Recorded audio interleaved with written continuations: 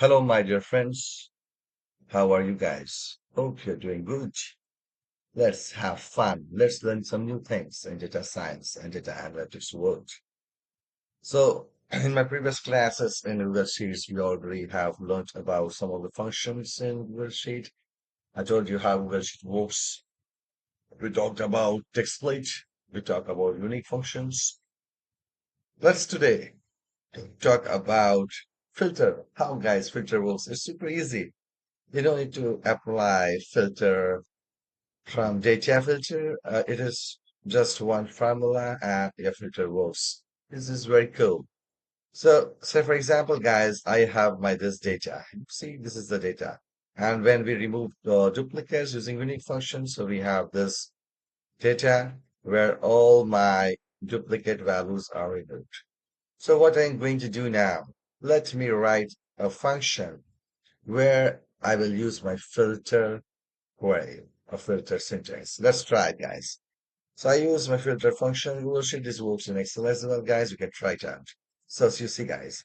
So what is asking for me is asking me the range. So guys, let's put the range here. So this is my range of data. Let give me comma. And what is my second condition? Is asking me to give me a condition. You can have n number of conditions. We can use this in if loop, if statement, if else statement, and all the conditional statements we can use it. So let's try this out, man. Let's give a condition to my data.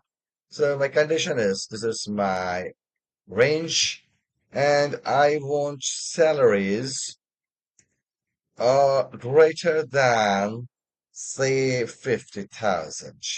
50, 1, 2, 3. So this is my simple function, guys. I wrote a filter function here. I define the condition. Let's press enter. Hooray. You see, guys, we got the data.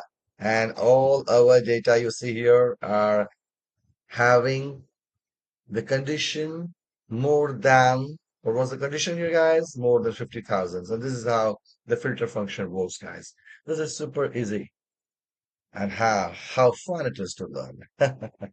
Okay, guys, let's learn this, practice it, guys. This is all free for you guys. So subscribe my channel and let's learn and explore more.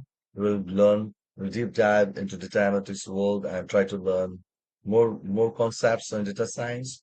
So we can utilize these functions in not a lot of conditional statements and conditional functions in your logic. So stay tuned to my channel. Have a great day ahead. Thank you guys.